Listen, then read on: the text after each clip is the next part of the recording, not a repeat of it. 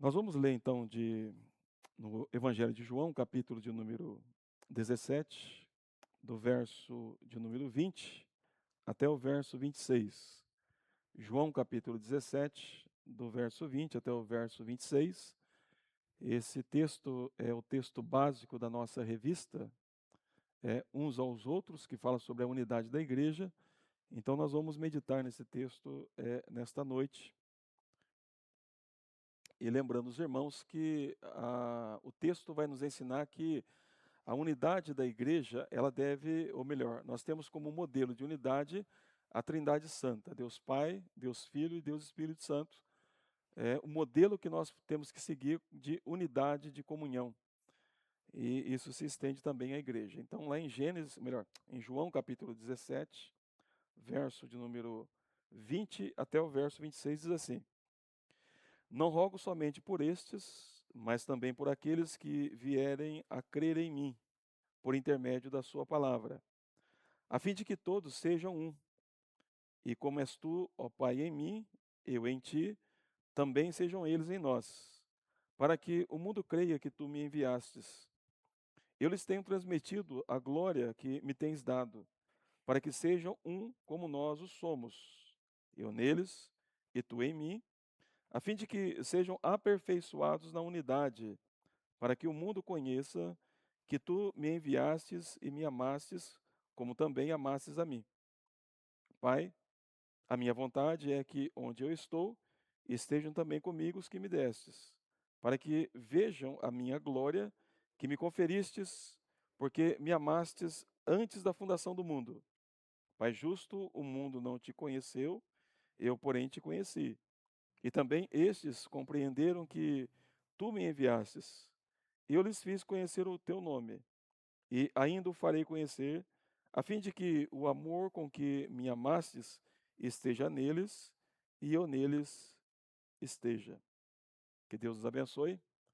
Fizemos a leitura aí de João capítulo 17, do verso de número 20 até o verso de número 26. Muito bem, irmãos. Primeiramente, o que nós percebemos aqui no verso 20? Lembrando os irmãos que esse texto aqui, ele praticamente esse texto, a ideia do texto, começa lá em João capítulo 13, quando Jesus está preparando os discípulos para partir. Ele vai subir até o Pai, e os discípulos iriam ficar só por um momento, né? Mas ele disse que na medida que ele subisse, depois ele mandaria o Espírito Santo para ser o consolador deles. Então Jesus está confortando esses irmãos, os discípulos, e no final então ele faz essa grandiosa oração que muitos chamam de oração sacerdotal, embora o texto não diga isso, né? Mas muitos entendem que aqui, como um sacerdote, ele está rogando, né, pelo povo que Deus deu a ele. E nesta oração, então, nós temos aí a continuidade da oração de Jesus.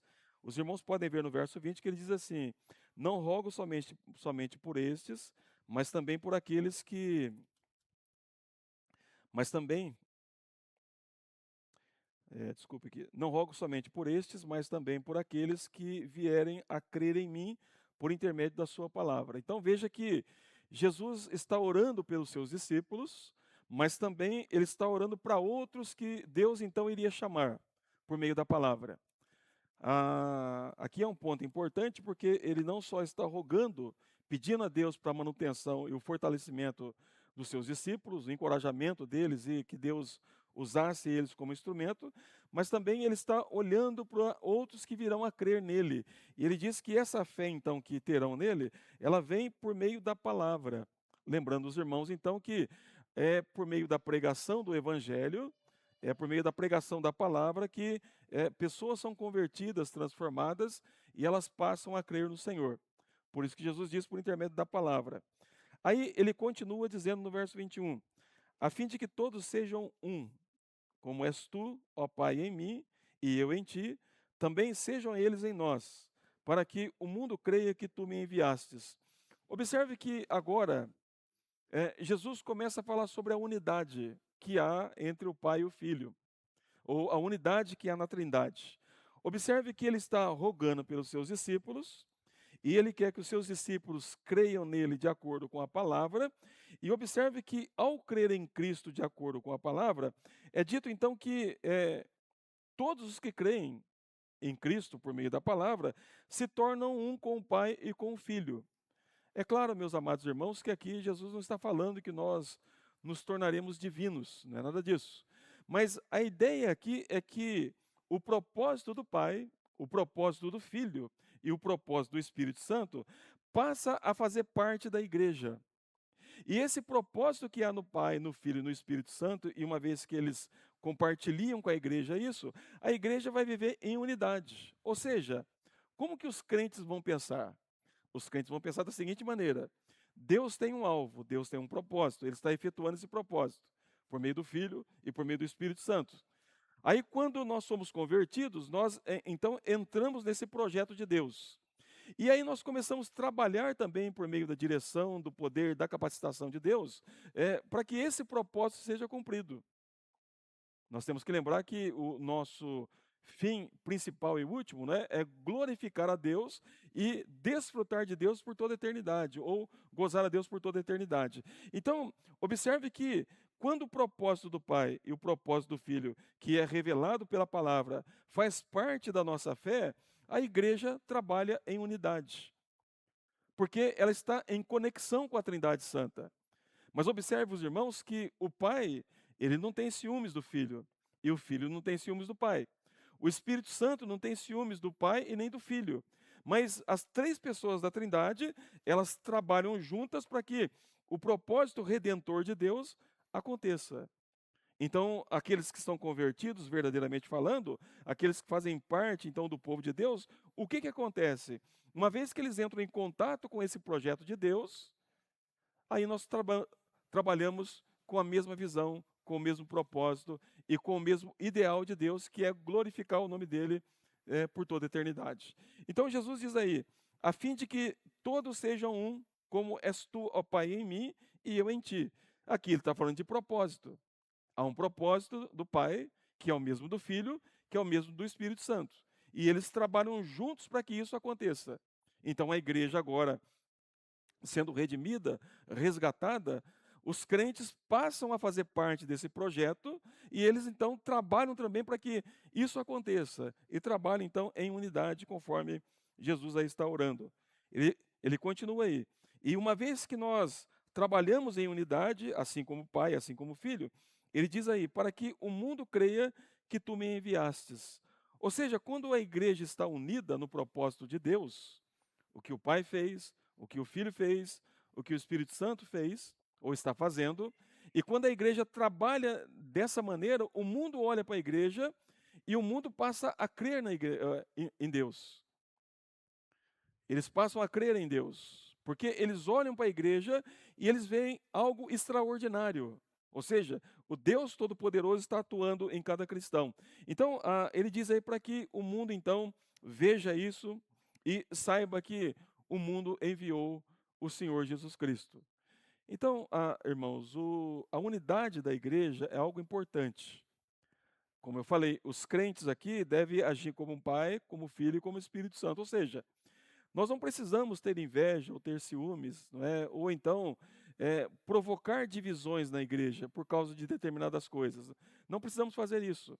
Quando a igreja está ajustada na palavra de Deus, quando os crentes são verdadeiramente convertidos, eles trabalham unidos, buscando a glória de Deus, porque esse é o alvo maior de Deus, que é o alvo maior do Filho, que é o alvo maior do Espírito Santo.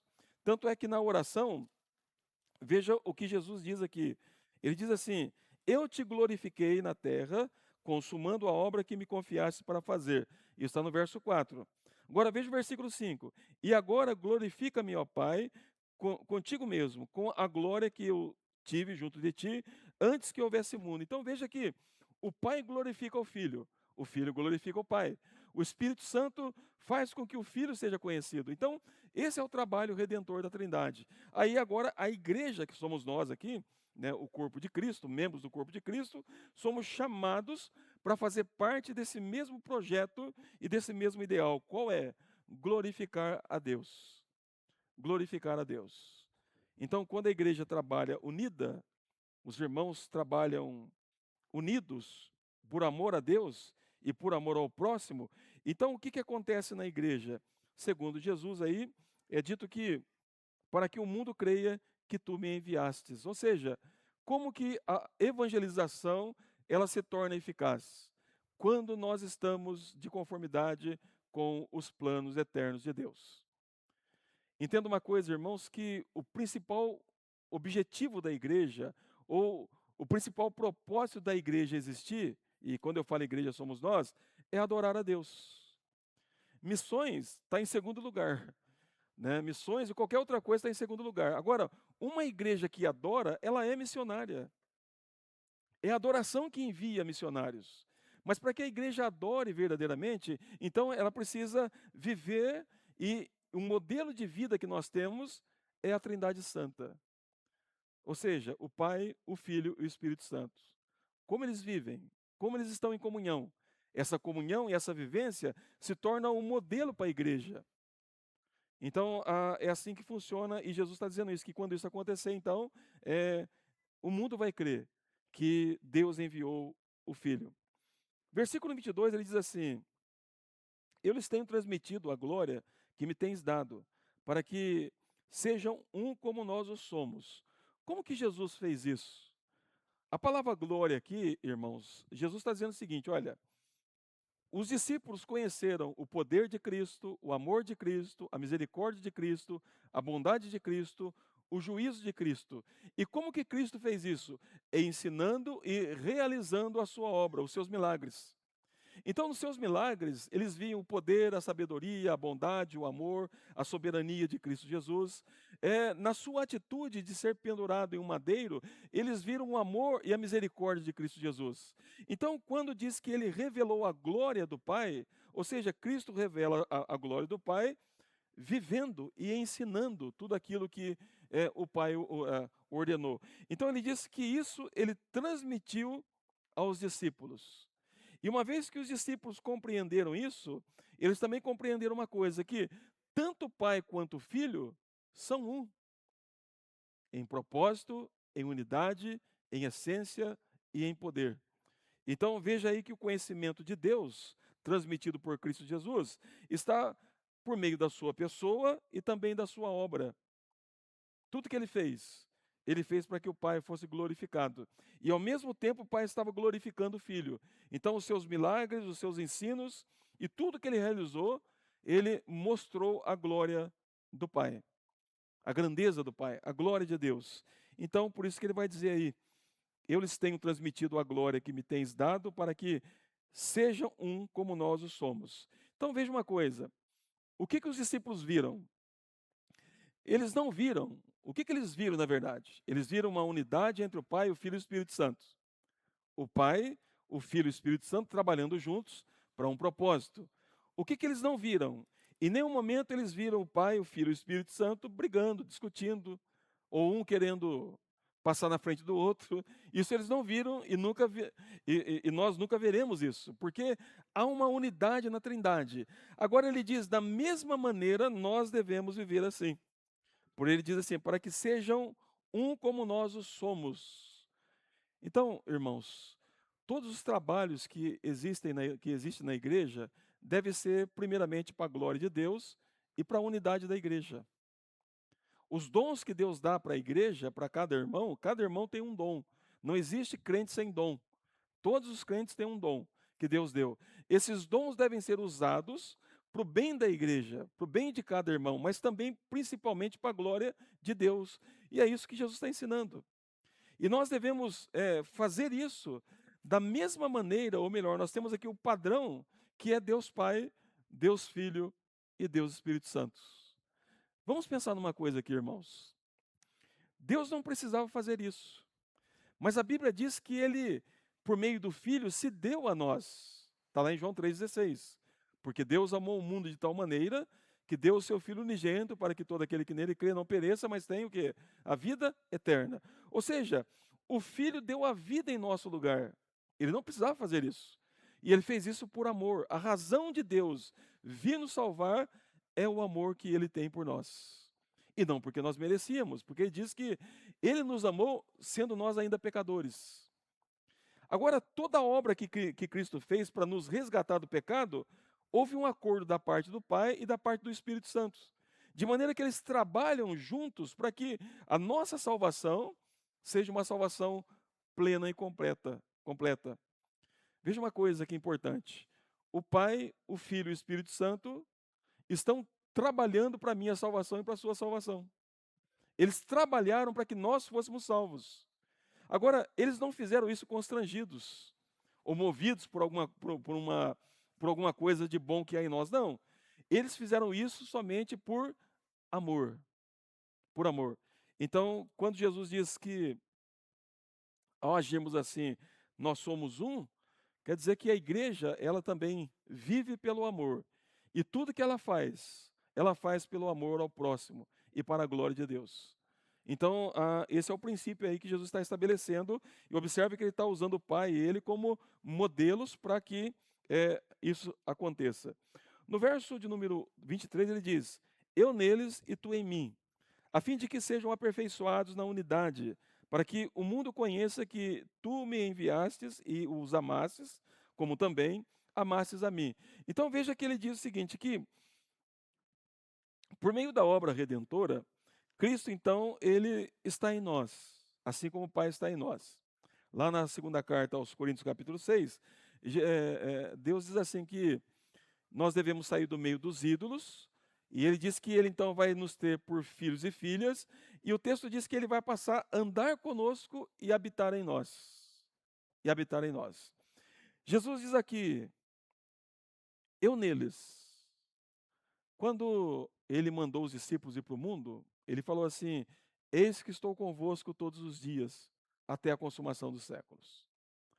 É interessante que nós somos batizados e selados pelo Espírito Santo de Deus. Ou seja, o Espírito Santo de Deus habita em nós. Mas o Pai também diz que habita em nós e anda conosco. Então Jesus em nós, e ele diz assim, tu em mim, a fim de que sejam aperfeiçoados na unidade. O ponto é, a unidade que há na Trindade Santa, a comunhão que há na Trindade Santa, é que deve aperfeiçoar a unidade e a comunhão da igreja. Vamos aprofundar isso aqui um pouquinho mais. É claro que nós não vamos chegar no amor, amar como Deus ama, porque é impossível, Deus é Deus. E tudo que Deus faz, Ele faz infinitamente. Ele não faz um pouquinho, Ele faz infinitamente. Hoje eu estava lendo uma frase interessante, né? Quando fala sobre salvação, a perseverança dos santos, aí é dito que os santos que são salvos, né, eles jamais hão de perder a salvação. E é interessante que o autor do comentário diz o seguinte, que nem mesmo eu consigo afastar a mim mesmo de Deus. Veja bem, mesmo que você quisesse fugir do amor de Deus, você não consegue, porque quando Deus nos ama, Ele nos ama mesmo, de tal maneira que nada pode nos separar do amor dEle. Então, Jesus, quando diz aqui, eu neles e tu em mim, a fim de que sejam aperfeiçoados na unidade, ele está mostrando o tipo de amor que nós devemos ter, de uns para com os outros e para com Deus. Um amor que tem que ser incondicional, de maneira que as nossas falhas não venham a nos afastar uns dos outros, pelo contrário, mesmo com falhas e dificuldades, a igreja precisa viver unida, aprendendo a lidar com cada defeito, com cada problema, ensinando cada irmão a viver de acordo com a vontade de Deus. Esse é o exemplo que a Trindade Santa nos dá. Porque Deus poderia se afastar de nós, nós somos pecadores. Todos os dias nós pensamos, falamos e agimos contrário à vontade de Deus. Imagina se Deus tratasse nós como nós tratamos muitas vezes a nós mesmos e a outros. O que seria de nós? Não é verdade? Então, por isso que o autor diz que nem eu mesmo posso me afastar do amor de Deus, porque uma vez que Deus nos ama, Ele nos ama eternamente, infinitamente. E esse amor dele por nós em Cristo não muda nunca, continua o mesmo. Ah, mas eu fiz um negócio aqui, será que Deus tá bravo comigo? Olha, irmãos, Deus é um pai amoroso, e Ele disciplina os seus filhos conforme a Bíblia diz. Mas a disciplina não é sinal de ódio, é sinal de amor. é porque Ele nos ama. Percebe? De maneira tal que ninguém pode nos afastar do amor de Deus. Então, ele diz que a igreja deve ser aperfeiçoada nesta unidade e nesse amor. E ele continua, para que o mundo, e quando fala mundo aqui, são aqueles que não estão em Cristo e não conhecem a Cristo. Mas ele diz aí, para que o mundo conheça que tu me enviastes e os amastes, como também amastes a mim. Vamos pensar numa coisa aqui, Sr. Joaquim. O amor que o pai tem por mim e pelo Senhor é o mesmo amor que ele dispensa para o filho. Pergunto para os irmãos: algum momento o pai desejou alguma coisa má para o filho? Nenhum momento ele fez isso. Ah, mas ele não mandou o filho para a cruz? Ele mandou o filho para a cruz porque o filho foi voluntariamente. E porque ele ama o filho, ele permitiu que o filho fizesse o sacrifício em nosso lugar. Percebe? E por causa desse sacrifício que o filho fez, nós somos amados pelo pai, à semelhança do filho. Agostinho, é claro que na época dele isso era um crime grave e muitas vezes levava à morte. O João tá aí, pode me ajudar, né, nessa parte aí da história. Mas na época de Agostinho, quem cometia um tipo de adultério era morto. Podia ser morto. Podia ser julgado, condenado e morto. E Agostinho, pregando lá sobre o amor de Deus, ele falou assim: ainda que eu cometa 1000 adultérios, ele não estava incentivando a igreja a fazer isso. Ele estava usando um exagero para mostrar a grandeza do amor de Deus. Ele diz: ainda que eu cometa 1000 adultérios, o amor de Deus por mim não diminui nem um centímetro. Nem um centímetro. Então, a igreja deve ser aperfeiçoada nessa unidade e nesse amor. Como eu devo amar o meu irmão e a minha irmã na igreja? Percebe? Quem é o modelo de amor? É Deus. E ele revelou seu amor em Cristo. Por isso que na carta aos Efésios, capítulo de número 5, bem no comecinho, ele vai dar esse exemplo de amor para que nós então aprendemos a amar. No versículo 1 e 2 ele diz assim, olha, do capítulo 5 da carta aos Efésios: sede, pois, imitadores de Deus como filhos amados. Andai em amor como também Cristo nos amou e se entregou a si mesmo por nós, como oferta e sacrifício a Deus em aroma suave. Então veja que ele pega o pai como padrão e o filho como padrão. Ele diz: sede, pois, imitadores de quem? De Deus. Deus Pai. Aí ele diz assim: e andai em amor como também Cristo amou. O filho, Cristo, amou. Percebe? E depois ele vai usar o Espírito Santo também. Ele fala assim no verso 18: e não vos embriagueis com vinho onde há contenda, ou há dissolução, mas enchei-vos do Espírito. Percebe, irmãos, que o padrão de comunhão que precisa haver na igreja é o padrão que está na Trindade Santa?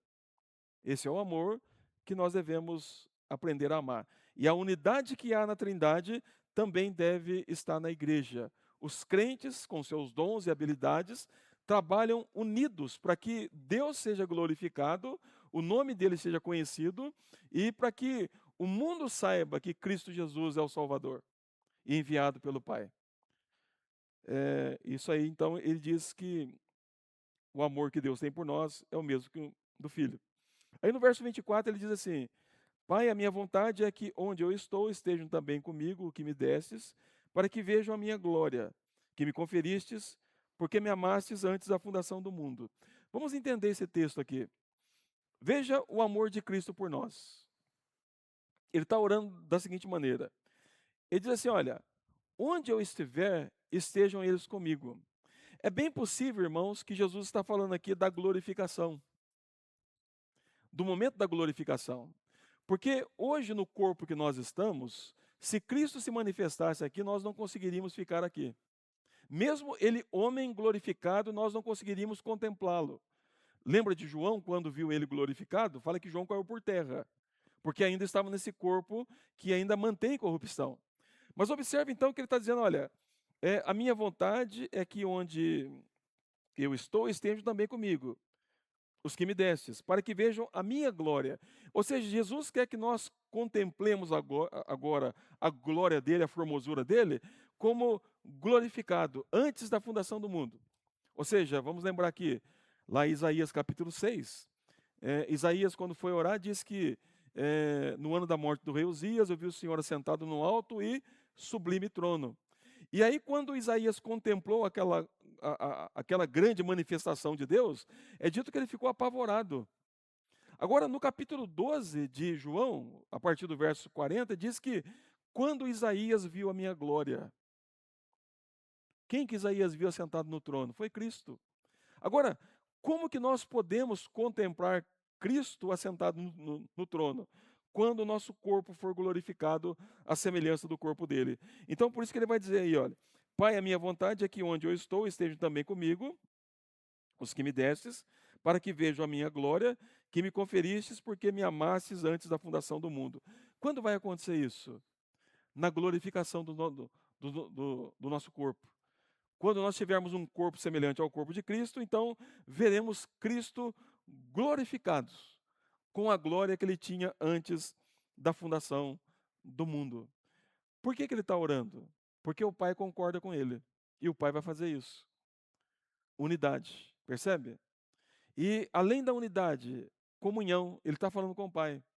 Ele está expressando para o Pai o desejo do coração dele. Ele diz: olha, eu quero, Pai, que esses que o Senhor me destes, eles estejam comigo. Isso é unidade, isso é comunhão. Percebe, irmãos? É a mesma unidade, é a mesma comunhão que a igreja precisa ter. Ele continua orando dizendo: Pai justo, o mundo não te conhece, eu porém te conheci, e também esses compreenderam que tu me enviastes. Observe, os irmãos, que a unidade cristã, a comunhão cristã, ela é resultado e fruto do conhecimento de Deus. Jesus está dizendo aqui que ele conhece o Pai. O mundo não conhece, mas ele conhece o Pai. Agora, é dito que, porque ele revelou o Pai aos seus discípulos, eles compreenderam que sim, o Pai enviou o Filho. Então, por isso que a igreja estuda a doutrina, né? Para entender qual é a vontade de Deus, né? Jesus ensinou verdades importantes para os discípulos para que eles conhecessem o Pai. Ele não só ensinou, como mostrou para os seus discípulos quem é o Pai. E ele diz aí para que, então, eles compreenderam. E essa ideia de compreensão é porque eles conheceram a verdade. Aí no verso 26 diz: Eu lhes fiz conhecer o teu nome, e ainda o farei conhecer, a fim de que o amor com que me amastes esteja neles, e eu neles esteja. Então veja que ele diz: Eu ensinei e falei e mostrei para eles quem o Senhor é. E eu fiz ele conhecer o teu nome. Nome aqui é o ser de Deus, quem Deus é. Repito, por meio dos milagres, dos ensinos, de tudo que Cristo fez, ele fez com que os seus discípulos conhecessem o Pai. Ele diz: Mas vou continuar fazendo isso. Depois da ressurreição de Cristo, lá em Atos capítulo 1, é dito que Jesus ressuscita e ele continua a dar mandamentos, ensinamentos para os discípulos. E mesmo ele sentado à direita de Deus, ele continua atuando na igreja e ensinando a igreja a respeito do Pai. Ele continua fazendo isso. E qual o propósito? Ele diz: a fim de que o amor com que me amastes esteja neles e eu neles esteja. Isso aqui é importante, irmãos, porque, veja bem, esse amor que une a igreja, quem infunde no coração dos crentes é o próprio Senhor Jesus. Então vamos lá, pensar numa coisa aqui, ó. Quando uma pessoa é convertida, o que ela experimenta primeiramente na sua vida? A grandeza do amor de Deus por ela. Entenda uma coisa, irmãos. Nós falamos do inferno, sim, quando nós pregamos, e devemos falar. Né? Devemos falar da ira de Deus, é verdade. Mas o que atrai o pecador a Deus não é a ira de Deus. Não é o inferno que atrai o pecador a Deus. É a grandeza do amor de Deus por ele. Porque quando ele vem à conversão, ele vai dizer assim: eu sou digno do inferno, eu sou digno da sua ira, mas não sou digno do seu amor. Percebe? É o amor de Deus que atrai o crente. É o amor de Deus que atrai o ímpio, que vem a conversão. Então, o que convence o pecador dos seus pecados é o amor de Deus revelado em Cristo Jesus. Por isso que Paulo fala assim: o amor de Cristo nos constrange. Então, o que constrangia Paulo? Era o amor de Deus. Muitas vezes, irmãos, nós temos aquelas pregações legalistas que apresentam um Deus cruel, um Deus que, olha, se você pecar, ele vai soltar um raio, né, e vai te arrebentar, né? Ou então, quando a gente ensina para os filhos assim, olha, não faz isso que é pecado, que Deus não gosta. Você precisa explicar para o filho e para a filha, primeiramente, a grandeza do amor de Deus. Porque se eles não forem constrangidos pelo amor de Deus, vou dizer uma coisa para os irmãos, nada mais constrange. Deixa eu dar alguns exemplos aqui. Nós não estamos tendo uma guerra hoje no mundo aí? Era para nós estarmos orando. E nós não estamos orando. Não é verdade? Nós não tivemos aí uma pandemia grande? Quantas pessoas que não endureceram o coração se revoltaram contra Deus? E a igreja muitas vezes não clamou ao Senhor, não buscou ao Senhor. Então veja bem, sinais não converte ninguém, mas o amor de Cristo converte, transforma, muda. E tanto é que nós até abandonamos o pecado muitas vezes e por causa do amor de Cristo. O crente começa a pensar assim: ele me amou demais e eu ainda sou ousado em pecar contra ele. Ou seja, o que constrange o crente a não pecar é a consciência que ele tem do amor de Cristo por ele. Ele diz: não vou pecar, porque Cristo me amou infinitamente, eternamente, e ele entregou a sua vida por mim. Percebe, irmãos, a questão aqui? Então, a unidade cristã, ela se dá por meio do amor. Quando a igreja ama os irmãos, independentemente de quem seja, a igreja está experimentando o amor de Deus no coração dela. Os crentes estão experimentando isso. E é por isso que nós começamos por aqui. O padrão de amor e de comunhão que nós temos na Bíblia é o Pai, o Filho e o Espírito Santo. Então, se eu quiser entender como que eu devo amar a minha família e a igreja que eu estou, e o próximo, eu tenho que olhar para Deus e ver como Ele ama. Aí então eu preciso orar para Ele e dizer: Senhor, me ensine a amar dessa maneira. Me ensine a ter misericórdia, assim como o Senhor. Me ensine a, de fato, amar o meu irmão, ao meu irmão, assim como o Senhor ama. É claro que nós não vamos alcançar o padrão de Deus, mas Cristo, como homem, deixou o exemplo para nós de amor e expressou o amor divino para nós. Então, a unidade da igreja é fruto do amor. Por isso, irmãos, que quando a igreja ama, os irmãos não falam mal um do outro. Mas quando tem que falar dos erros do irmão, chama o irmão e diz: ó, meu irmão, você está errando, você precisa mudar. É assim que o crente faz. Ele chama o irmão que está em erro e diz: irmão, você está errando, você precisa mudar. Veja como Deus te amou. Eu vou terminar aqui e vou dar um exemplo que eu já citei algumas vezes aqui, do reverendo Luiz Gomes, que foi meu diretor lá no seminário. Ele era diretor, ele podia chegar no seminarista e dizer assim: olha, vocês estão tudo acordando atrasados. Não foi isso que ele fez. Ele fez uma devocional, ele leu um texto, ele fez uma devocional. Aí ele falou assim: olha, meus irmãos, eu dia a dia fico constrangido por tudo que Cristo fez por mim. Aí ele falou da obra de Cristo em favor dele e tal, e aí ele falou assim: olha, e eu não consigo levantar nem 6 horas da manhã para cumprir as minhas obrigações. Ele podia ter chegado e, né, descido ali a ripa, né, no seminário, porque ele era o diretor. Mas ele fez diferente. Ele mostrou: olha, veja como Cristo nos ama. E nós, muitas vezes, ficamos fazendo o corpo mole. Então, meu irmão e minha irmã, eu quero que você olhe para o amor de Cristo por você. E tudo que Cristo fez por você. Eu quero que você se constranja com esse amor. Quando você for tentado a pecar, quando você for tentado a se revoltar contra Deus, lembre do amor que Deus tem por você. Que nunca vai deixar de ter. Sempre vai ter esse amor por você. E observe a garantia que Cristo dá que, assim como o Pai me ama, também ama aqueles que me destes. Você é de Deus, você é amado pelo Pai, assim como o Pai ama o Filho. Você quer maior prova de amor do que essa? Não tem. A igreja, então, precisa viver nesse amor, nessa comunhão, mas constrangido pelo amor que Cristo tem por nós. Então, que Deus nos abençoe. Nós aqui fizemos, então, uma meditação no texto básico da revista, né, uns aos outros, e mostrando, então, que primeiro a igreja se fortalece para depois receber pessoas. Então, nós temos que receber as pessoas que chegam novas e nós temos que demonstrar para essas pessoas o amor que Deus tem por nós, amando essas pessoas que chegam na igreja. E nós temos que viver de tal maneira para que o nosso bairro aqui, que está ao nosso redor, veja o amor de Deus derramado em nós. Então, o que que nós precisamos fazer? Orar a Deus, para que Deus derrame mais desse amor em nosso coração.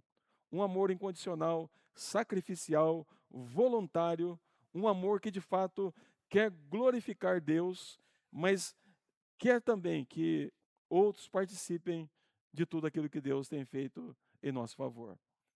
Então, o modelo para nós é a Trindade Santa.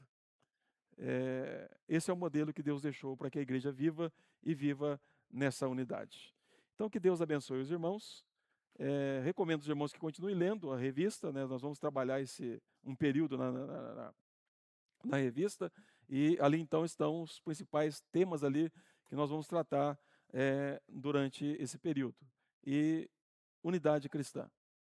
A igreja em comunhão, a igreja em amor, de maneira que Deus seja honrado na nossa vida. Que Deus assim nos abençoe, meus amados irmãos.